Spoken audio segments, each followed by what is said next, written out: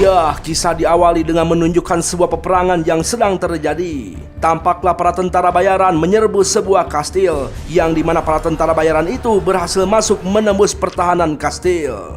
Namun di dalam kastil mereka dihadang oleh Basujo yang terkenal kuat dan sangat kejam. Bahkan saking kuatnya, Basujo bisa membantai 30 orang dengan sekali tebas. Dan dia juga bisa membantai beruang tanpa senjata. Maka dari itu dia dijuluki sebagai tukang kadek legendaris. Seorang kapten menyuruh para tentara bayaran untuk menghabisi Basujo. Namun tak seorang pun dari mereka yang berani menghadapinya. Lalu tiba-tiba,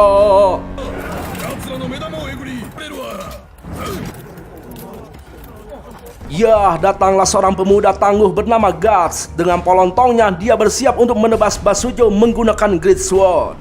Lantas si kapten berjanji akan memberikan hadiah 7 keping perak jika Guts berhasil membantai Basujo. Ya, meski harganya terlalu murah untuk resiko yang sangat besar, Guts tetap maju dan siap berhadapan dengan Basujo. Sontak Guts mulai melancarkan aksinya dengan menyerang Basujo secara membabi buta. Basujo pun dibuat kewalahan dan berhasil dipukul mundur sampai terdesak. Tapi saat terdesak pun Basujo masih bisa melancarkan serangannya dan berhasil mengayunkan kapaknya tepat di atas kepala Guts. Dengan gagah dan cepat, Guts menahannya hingga terjadi retakan di kapaknya dan...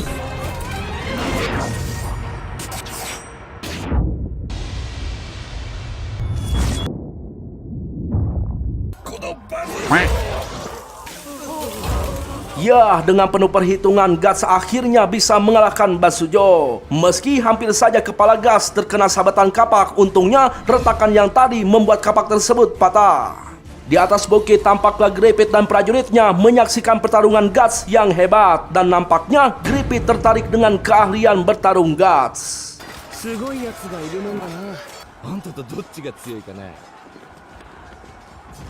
Ya, inilah anime Berserk. Berserk. Mana kalian? Muncul!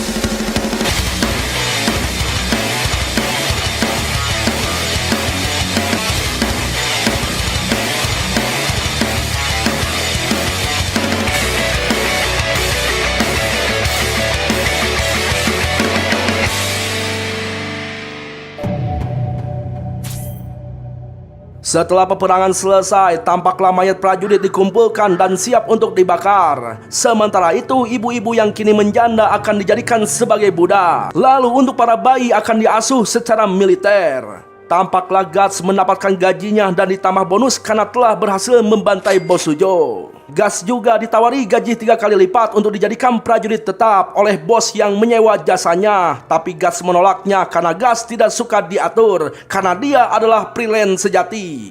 Lalu Guts meneruskan perjalanannya sendirian. Namun di perjalanan dia dihadang oleh para tentara bayaran Band of the Hawk yang dipimpin oleh Corkus. Mereka langsung menyerang Guts, namun Guts tidak terlalu kesulitan melawan mereka yang nampak cupu gak ada hebatnya.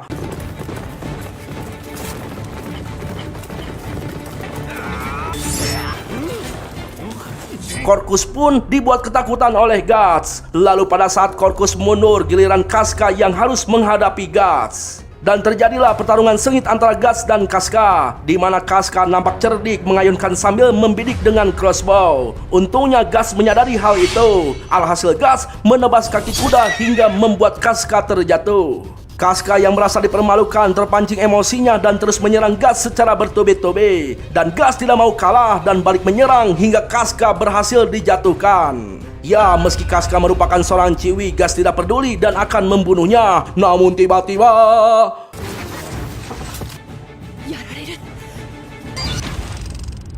akhirnya Griffith pun datang dan berhasil menghentikan serangan Guts dengan tombaknya. Lantas Griffith menyeru Guts untuk menurunkan pedangnya, tapi Guts tidak mempedulikan perintah Griffith dan langsung menyerang. Sontak dengan secepat kilat, Griffith menojos Guts hingga membuatnya pingsan.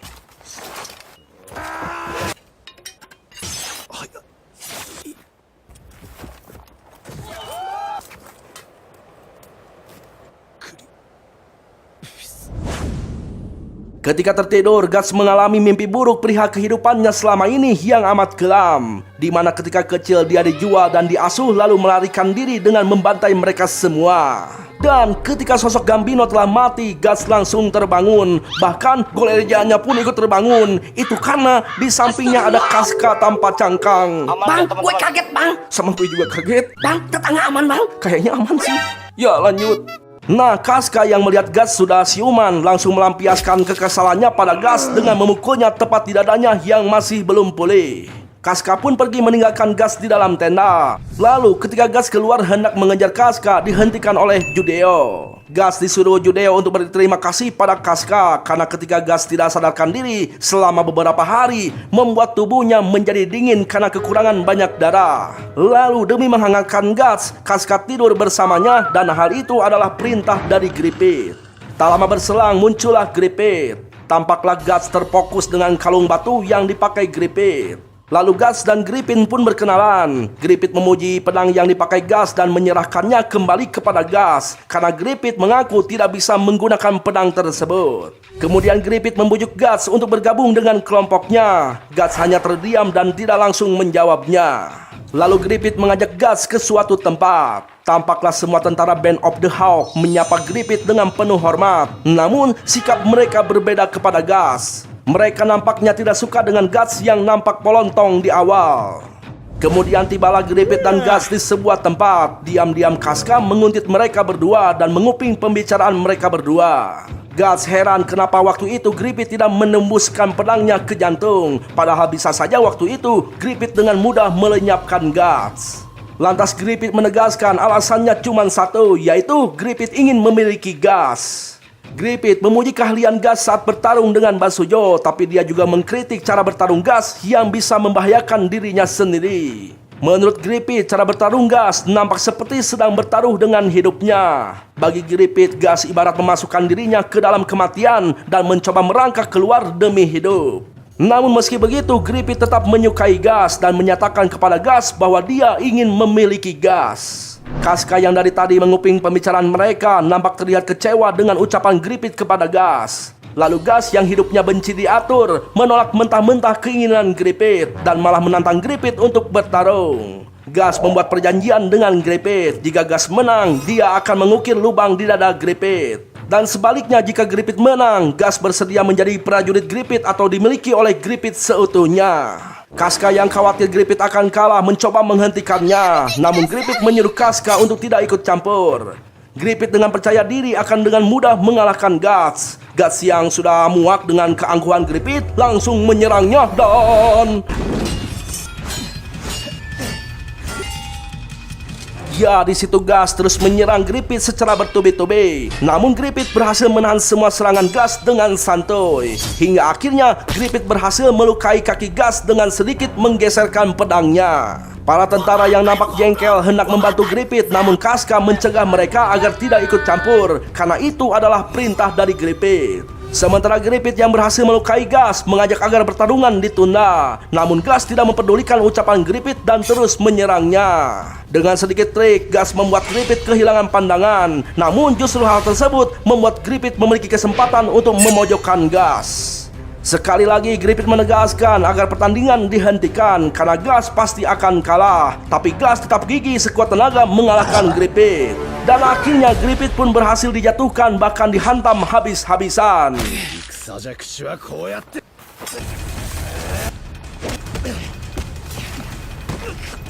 Para tentara pun semakin panik melihat keadaan Griffith. Gas dengan semangat melesatkan pukulan terakhirnya. Namun, tak disangka lagi-lagi Griffith memiliki kesempatan untuk mengunci lengan Gas hingga patah. Nah, karena Gas tidak mau mengakui kekalahannya, akhirnya Griffith mengklaim kemenangannya sendiri dan mengklaim bahwa Gas sudah menjadi miliknya. Lagi-lagi Casca cemburu karena Griffith tidak pernah mengatakan ucapan seperti yang dilakukannya kepada Gas. Nah, karena Gas sudah dimiliki oleh Griffith dan menjadi bagian dari Band of the Hawk, Griffith meminta Gas untuk mengabdi kepadanya dan membantu mewujudkan ambisinya, yaitu ingin memiliki negara sendiri. Griffith juga mengatakan bahwa Griffithlah yang menentukan tempat Gas untuk mati.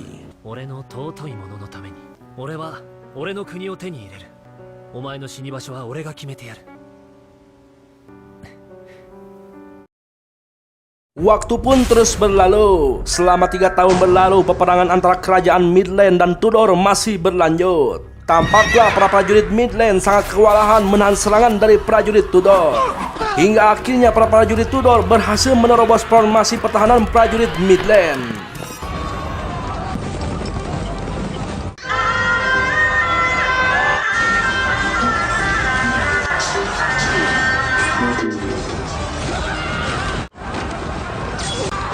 Sang raja yang melihat itu mulai panik karena para prajurit Tudor posisinya semakin mendekat. Namun tiba-tiba Gas muncul dengan gagah berani nyerenteng sendirian dan...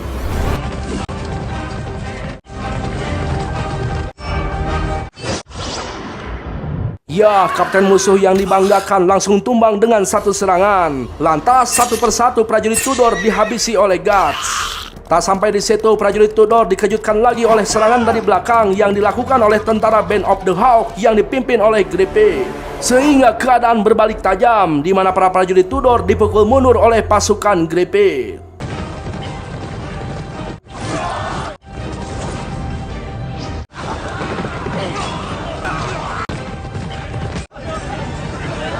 Sang raja pun sekarang kembali tenang karena prajurit kerajaan Tudor telah berhasil dikalahkan oleh pasukan Griffith dan menyuruh pengawalnya untuk memberi bayaran yang setimpal. Namun si Paman Julius nampak tidak suka dengan keberhasilan Band of the Hawk. Dia menyebut kemenangan mereka hanyalah sebuah kebetulan saja sebagai penyerang dadakan.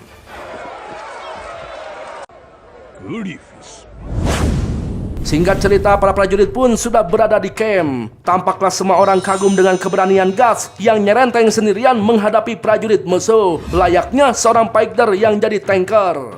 Tapi Gas malah minta maaf karena bertindak sendirian. Namun Corkus yang dari awal memang tidak suka dengan Gas mengatakan bahwa Gas terlalu merendah untuk meroket. Nah, untuk merayakan kemenangan, Judeo pun mengajak Gas untuk bergabung dengan yang lainnya minum Orson Steparnya.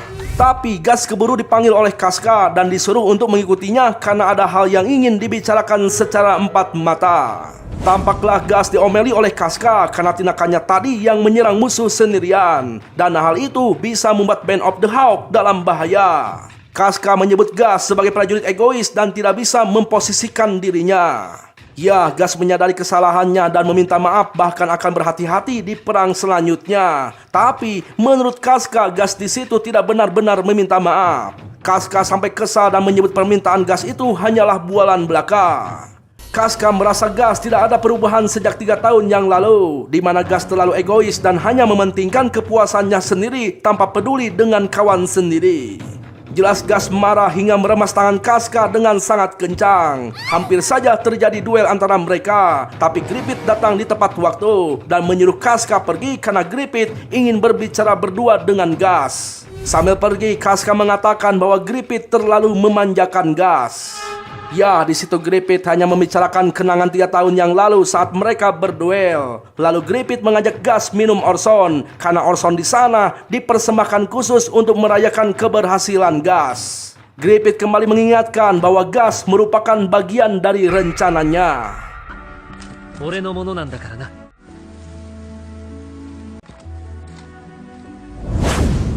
Waktu pun terus berlalu. Nah, karena keberhasilan Band of the Hawk yang selalu memenangkan peperangan, Raja Midland pun mengangkat Band of the Hawk menjadi tentara reguler kerajaan dan diberi kehormatan berada di garis terdepan perang 100 abad antara Midland dan Tudor. Para pejabat elit membicarakan pengangkatan Griffith yang tak pantas menjadi bangsawan karena menurut mereka rakyat jelata tetaplah rakyat jelata.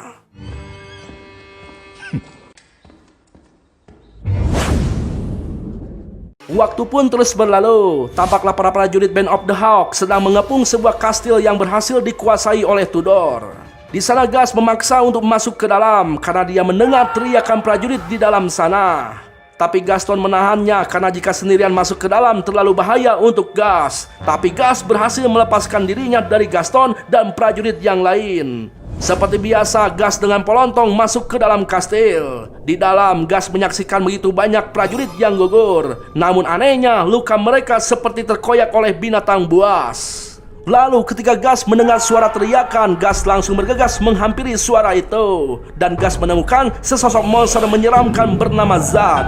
Seperti biasa tanpa rasa takut Gas langsung menyerangnya. Namun serangan Gas berhasil dimentahkan oleh Zad. Jelas saja Zad sangat kuat karena dia adalah tentara bayaran legendaris. Zad sudah menjadi legenda turun-temurun selama 200 tahun. Bahkan jumlah kepala yang sudah jadi korbannya bisa jadi satu negara. Dan karena sudah melegenda 200 tahun, dia mendapatkan julukan sebagai Zad si abadi. Tampaklah Gas kembali bangkit dari serangan pedang Zad dan mereka pun kembali saling menyerang. Dengan perhitungan yang matang, Gas berhasil mematahkan pedang Zad, lalu menebasnya hingga dalam. Namun sayangnya luka tersebut tidak berpengaruh pada Zad si abadi. Zad mengatakan bahwa Gas adalah orang pertama yang berhasil melukai tubuh Zad dengan sangat dalam. Zad juga sudah menunggu selama 300 tahun untuk bertemu lawan yang tangguh. Lalu tiba-tiba...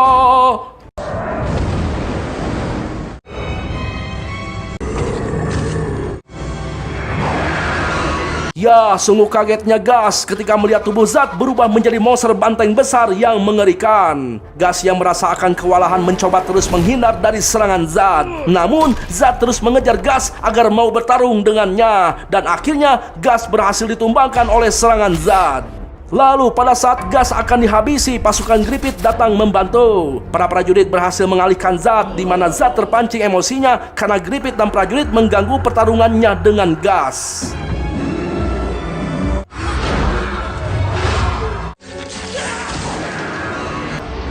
Ya, pada saat Zad membantai para prajurit, Gripit berhasil menyelinap untuk menyelamatkan Gas dan menyuruh Casca untuk membawa prajuritnya mundur. Zad kembali mengalihkan fokusnya kepada Gas dan mengajak Gas untuk melanjutkan pertarungan sampai titik darah penghabisan. Sontak Gripit menyuruh Gas untuk menyerang bersama-sama dan...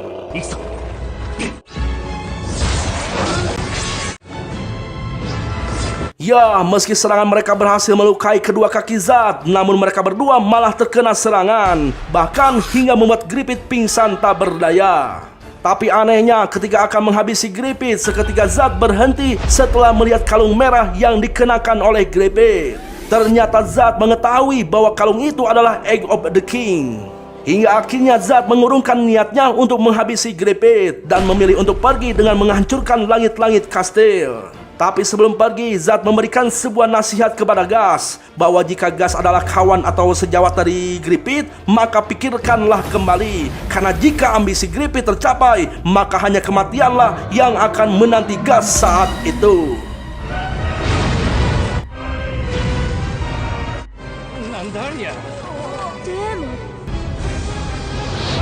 Ya, di situ Gas ngelontari karena dia tidak bisa mencerna perkataan Zad dan dia tidak mengerti apa yang dimaksud Zad tentang ambisi Gripit yang membuat Gas akan menemui kematiannya.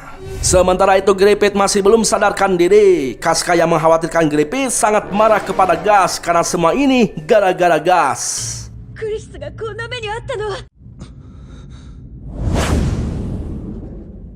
Waktu pun terus berlalu. Tampaklah Gas sedang berlatih dengan sangat keras untuk meningkatkan kekuatan bertarungnya. Dan dia masih terngiang-ngiang semua perkataan Casca yang menyakiti hatinya. Semakin terbayang, semakin kuat pula ayunan pedangnya. Tak lama kemudian datanglah Gripit. Gas pun menyudahi latihannya. Di situ Gas tidak menyangka ada monster sekuat Zad. Tapi menurut Gripit, jika Gas melihat sisi lain, tidak ada yang tidak mungkin. Dan Zad bisa jadi bukti bahwa dunia ini ada yang di luar pemahaman manusia. Contohnya Tuhan Sang Maha Besar yang tidak bisa diukur oleh akal manusia. Lalu Gas menanyakan kepada Gripit benda yang menggantung di lehernya. Karena waktu itu Zad pergi saat melihat benda tersebut. Gripit bilang benda itu adalah Behelit. Dulu ketika Gripit masih kecil, ada seorang nenek peramal yang memberikan benda itu kepadanya. Dan siapa saja yang memilikinya ditakdirkan untuk menaklukkan dunia, namun dengan tumbal tubuh mereka sendiri. Lalu ketika Gas memegangnya, dia terkaget dengan dua matanya yang bisa ciluk bak. Saking kagetnya, Gas hampir terjatuh. Lalu Gas kembali bertanya kepada Gripit kenapa dia melakukan hal ceroboh demi menyelamatkan seorang prajurit sepertinya. Menurut Gripit, tidak ada alasan dia melakukan itu. Tak lama dari itu datanglah sang raja dan rombongan para pengawalnya. Gripit pun langsung sungkem. Tapi Gas bersikap biasa-biasa saja seolah-olah orang di hadapannya itu hanyalah orang biasa. Lalu Julius menegur Gas karena telah berani bersikap kurang asem di hadapan sang raja. Dan akhirnya demi menghargai Griffith, Gas bersimpuh di hadapan raja. Kemudian sang raja tidak sungkan untuk mengatakan bahwa dirinya mengagumi kekuatan pasukan Band of the Hawk yang dipimpin oleh Komandan Griffith. Namun Julius yang dari awal tidak menyukai Griffith mengatakan bahwa sang raja terlalu berlebihan dalam memuji komandan baru seperti itu. Menurut sang raja memang benar di antara para bangsawan ada yang tidak suka dengan pengangkatan Griffith yang dari rakyat jelata. Tapi faktanya status itu tidaklah penting. Yang penting Band of the Hawk bisa memenangkan pertempuran. Lalu pandangan Griffith teralihkan oleh sosok seorang ciwi cantik. Sang raja pun mengenalkan bahwa dia itu adalah putri semata wayangnya yang bernama Charlotte. Sang raja juga menyebutkan bahwa sang putri orangnya pemalu dan juga tidak menyukai tentara yang kasar. Putrinya juga sangat nolep banget, di mana dia tidak pernah pergi kemana-mana dan waktunya hanya dihabiskan di dalam istana. Lalu sang raja pun menyuruh rombongannya untuk bergegas. Charlotte mengikutinya dari belakang. Tapi tiba-tiba Charlotte kesandung oleh gaunnya sendiri. Untung saja Griffith dengan gercep menangkap sang putri. Dan sepertinya telah tumbuh benih-benih cinta organik di antara mereka berdua. Tapi tiba-tiba Julius datang menghampiri dan langsung menampar Griffith yang berani-beraninya menyentuh Charlotte yang masih suci. Gas yang melihat kawannya diperlakukan seperti itu hendak nyerenteng. Untungnya Griffith menghentikan Gas untuk bersabar dan paham dengan posisinya.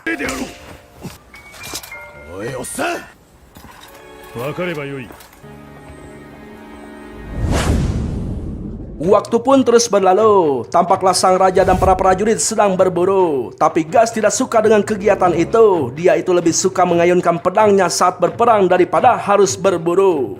Tapi menurut Corkus, tugas ini adalah tugas terhormat yang selalu diberikan pada White Knight. Karena menurut Corkus, merasakan asam garam pertempuran selama bertahun-tahun itu demi untuk mendapatkan hak istimewa tersebut. Corkus sangat kesal dengan pernyataan Gas yang sok jago dan menyebutnya Kapten Bodoh. Dia juga mengatakan jika Gas ingin mengayunkan pedang, pergi saja sendiri. Sementara itu, Griffith nampak sedang PDKT dengan Tuan Putri, di mana Griffith menggoda sang putri dengan permainan daun piriwit.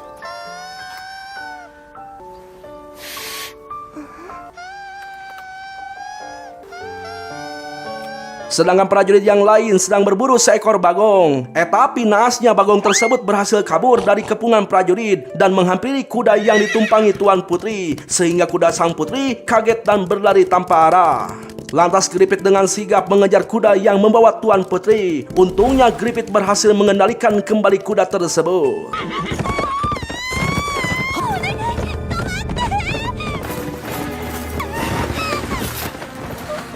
Charlotte yang masih sangat panik berusaha menenangkan dirinya dengan memeluk Griffith. Tapi tiba-tiba ada lesatan panah yang tak tahu dari mana asalnya mendarat tepat di dada Griffith dan menumbangkannya. Saat semua orang panik karena menyangka Griffith akan mati, tiba-tiba Griffith bangkit kembali karena Griffith diselamatkan oleh kalung telur raja. Dan menurut Gas, hal itu jelas bukan suatu kebetulan. Gas pun bergegas untuk menelusuri area sekitar dengan mengajak para anak buahnya untuk mencari siapa pelaku yang ingin membunuh Griffith.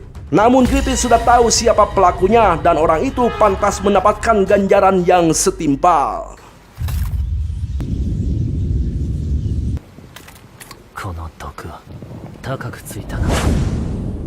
Singkat cerita, malam pun tiba. Griffith yang sudah tahu siapa pelaku yang menginginkan kematiannya menugaskan Gas untuk membunuh orang tersebut. Griffith hanya mengingatkan bahwa tugas tersebut tidak ada yang tahu, hanya Griffith, Gas, tetangga, dan para penonton yang tahu. Di sisi lain, tampaklah Adonis, putra dari Julius, sedang berlatih pedang bersama Julius. Julius tampak kesal dengan kemampuan bertarung anaknya, dan jika terus seperti itu, maka Adonis tidak akan bisa mewarisi White Knight. Si abah yang bernama Hasan sebagai pengasuh mengajak Adonis untuk mengobati lukanya dan mencoba menenangkannya dengan mengatakan bahwa si ayah melakukan seperti itu karena khawatir memikirkan masa depan anaknya. Sementara itu di sisi lain, tampaklah Gas sedang menyelinap masuk ke dalam istana atas perintah dari Griffith. Di dalam istana tampaklah Julius sangat kesal karena kejadian siang tadi, di mana Griffith yang gagal malah mendapatkan pujian karena telah melindungi Tuan Putri. Tapi tiba-tiba Julius dikejutkan oleh kemunculan seorang penyusup yaitu Gas yang dengan cepat menghabisi Julius tanpa ampun.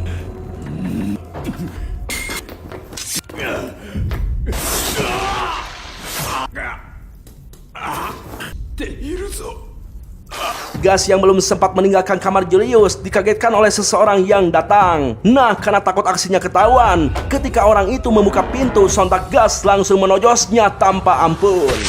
Namun alangkah terkejutnya Gas ketika melihat korbannya adalah Adonis yang tidak bersalah. Keributan pun terjadi karena aksi Gas ketahuan oleh para prajurit yang lantas mengejarnya. Si Abah Hasan sangat terpukul dan tidak menyangka tuannya mati dengan cara mengenaskan. Lalu si Abah dengan penuh amarah memerintahkan para prajurit untuk menangkap penyusup itu dan membalas perbuatannya. Tampaklah para prajurit berhasil mengepung Gas yang sudah terpojok, tapi Gas tetap bisa melarikan diri ke dalam parit dan berenang dengan gaya kapal selam.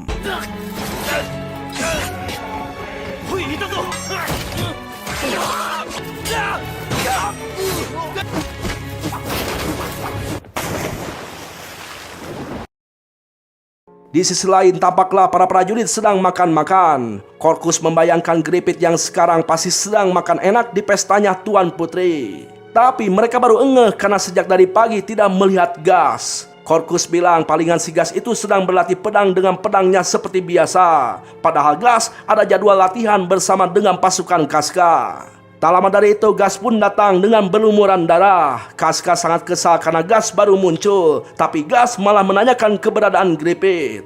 Nah, setelah diberitahu, Gas langsung pergi lagi dengan wajah lesu. Kaska di situ semakin kesal karena belum selesai bicara, Gas malah pergi meninggalkan dia, yang akhirnya Kaska pun mengejar Gas.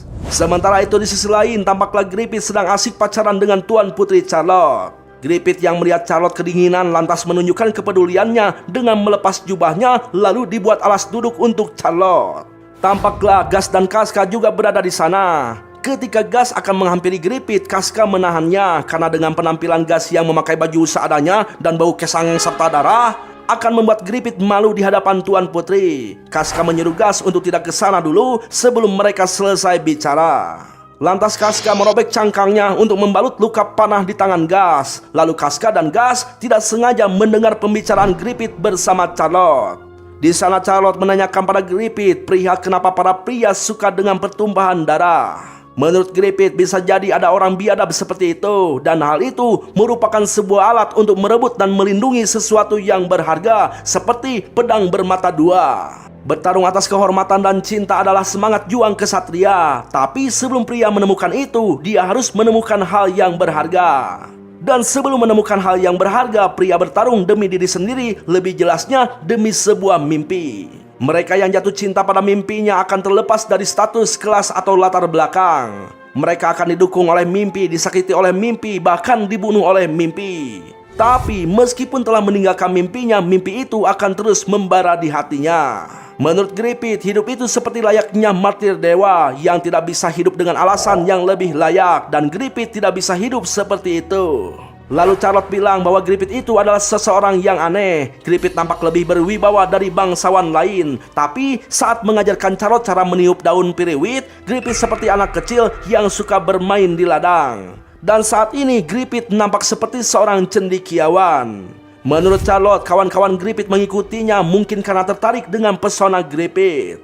Lalu Gripit mengatakan bahwa kawan-kawannya itu telah melewati jembatan kematian berulang kali, dan mereka adalah rekan yang luar biasa tapi tidak menjadi sahabat.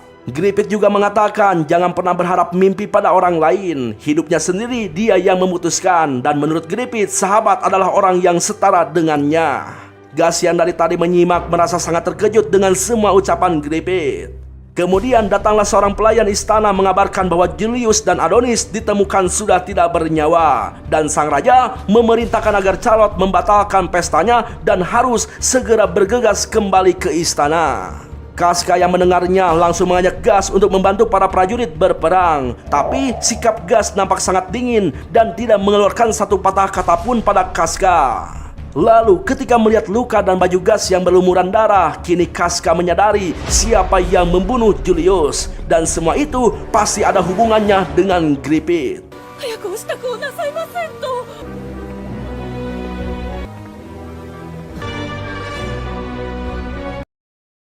Waktu pun terus berlalu. Tampaklah peperangan kembali dimulai antara kerajaan Midland dan kerajaan Tudor. Di situ Gas masih terbayang semua ucapan Griffith di mana seorang pria harus memiliki mimpi untuk bertarung. Dan hal itu membuat Gas semakin menyala mengayunkan pedangnya dan menebas satu persatu prajurit lawan.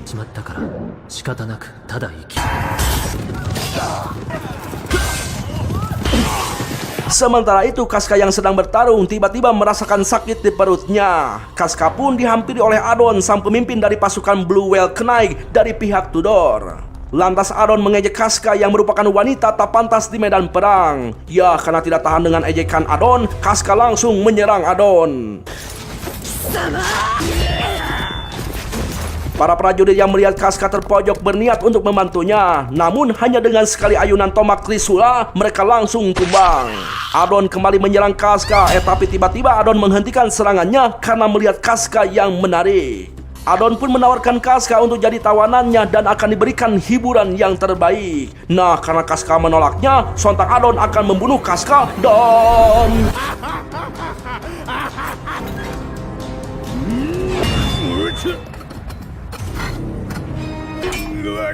Ya, untungnya ada Gas yang menahan serangan Adon. Adon yang kesal pun menantang Gas untuk maju bertarung dengan dirinya. Lalu Adon Papukut mengeluarkan jurus rahasia andalannya yang diwariskan selama 40 tahun oleh keluarga Kobor Lewis yang bernama Ganjan Seppu. Namun hanya dengan satu ayunan pedang saja Adon langsung tikus ruk.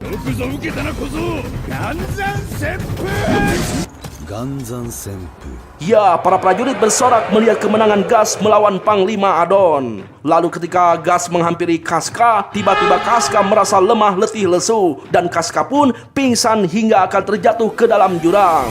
Untungnya Gas dengan sigap menangkap Casca. Di kesempatan itu Adon memanah Gas hingga mereka berdua terjatuh ke dalam jurang.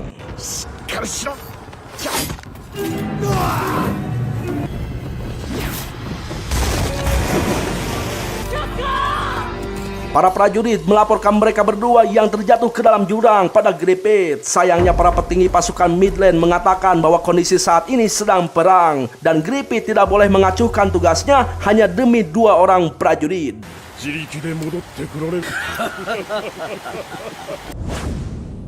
Tampaklah Gas dan Casca masih di tangtayunan atau masih beruntung bisa selamat. Casca nampak menggigil dan badannya demam tinggi. Gas mencabut anak panah yang bersarang di pinggangnya, lalu mencari tempat yang aman untuk menyelamatkan nyawa Casca.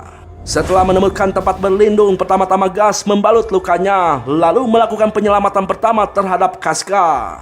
Gas membuka semua cangkang Casca dan dia terkejut ketika menemukan darah yang mengalir di bagian kewuknya. Gas kini paham kenapa Casca mendadak menjadi lemah, yang ternyata Casca sedang datang matahari. Sementara itu hujan turun semakin deras. Udara dingin mulai menusuk dari embun-embunan hingga ke cuncurungan. Maka dari itu agar tidak terjadi kabulusan dan bronkitis, Gas memeluk Casca untuk menghangatkan tubuhnya. Nah, ketika sedang pingsan, Casca bermimpi tentang masa lalunya, di mana waktu itu Casca hampir digadabah oleh sosok kadal beringas. Untungnya di waktu itu Griffith datang menolong, tapi Griffith tidak segera mengeksekusi si kadal. Yang ada dia hanya menyuruh Casca untuk menyelamatkan diri sendiri dengan pedang yang ia lempar tadi. Yang akhirnya Casca membunuh si Om Kadal tepat di saat si Om Kadal menggabruknya. Ya, itulah awal pertemuan Casca dengan Griffith. Setelah tertidur cukup lama, Casca pun terbangun. Lalu karena takut terjadi salah paham, Gas menjelaskan bahwa dia terpaksa membuka cangkangnya Casca karena basah kuyup saat terjatuh dari atas. Tapi tiba-tiba Casca menghajar Gas dengan keras sampai keluar darah. Tak berhenti di situ, Casca pun terus mengamuk seperti kerasukan Hodam Simaung. Jelaslah Gas marah karena merasa kebaikannya itu tidak dihargai oleh Casca, seperti air susu dibalas dengan air melon. Gas mengatakan kalau Casca bukan wanita, tulang rusuknya sudah Gas patahkan dari tadi. Mendengar Gas menyebutnya wanita, Casca seperti tidak suka dipanggil dengan sebutan itu. Casca bilang dia juga tidak mau dilahirkan sebagai wanita, dan hanya Gas satu-satunya orang yang tidak diharapkan untuk menyelamatkannya. Lalu tak lama dari itu Casca kembali pingsan. Bang, kok filmnya nampak serem, Bang? Ini mah film khusus anak gede. Senang bocil tidur aja. Tapi Bang, gue penasaran, Bang. Ya udah diem aja. Nah, setelah kembali tersadar, akhirnya Casca mulai curhat. Ternyata alasan Casca membenci Gas karena cemburu. di mana Gripit lebih dekat dengan gas dan lebih mengandalkan gas daripada dirinya. Dan semenjak Gripit dengan gas, sifatnya jadi berubah. Gripit yang biasanya tenang tiba-tiba menjadi orang yang gegabah. Gripit juga begitu sangat percaya kepada gas, tapi gas selalu berbuat seenaknya.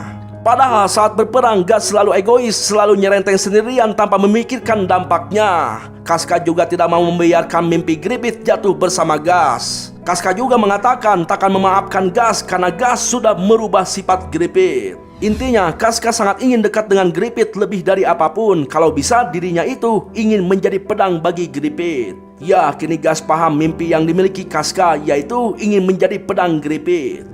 Tiba-tiba terdengar suara para prajurit Adon yang masih mencari keberadaan gas dan Casca. Lantas gas mengajak Casca untuk bergegas karena tempat mereka sudah tidak aman. Ketika di perjalanan, tampaklah Casca masih lemah, tapi dia berusaha menyembunyikan kelemahannya itu. Casca penasaran apa tujuan gas bertarung selama ini. Namun gas tidak sempat menjawabnya karena situasi mereka saat ini sudah terkepung oleh pasukan Adon. Tampaklah Adon mengancam gas untuk menyerah, dan Adon akan menunjukkan sebuah neraka penyiksaan ala Blue Whale Kenai, dan Casca akan dijadikan mainan oleh para prajuritnya. Bukannya takut, gas menyuruh Adon untuk mengurungkan niatnya terhadap Casca karena Casca itu sangat galak dan suka menggigit. Sontak saja Adon marah mengerahkan pasukannya dan...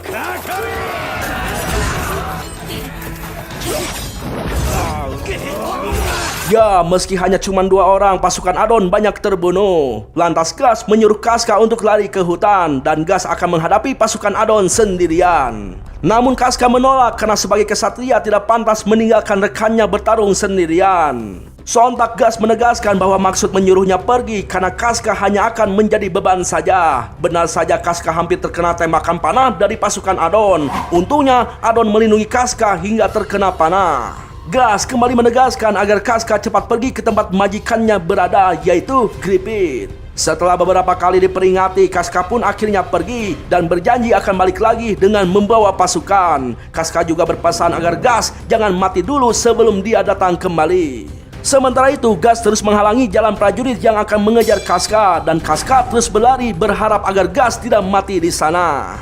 Adon pun merasa senang karena saat ini tangan kiri gas sudah berhasil dilukai dan gas tidak akan bisa mengayunkan pedangnya lagi. Tapi gas tidak menyerah dan dia terus menyerang meski menggunakan satu tangan kanannya untuk mengayunkan pedangnya.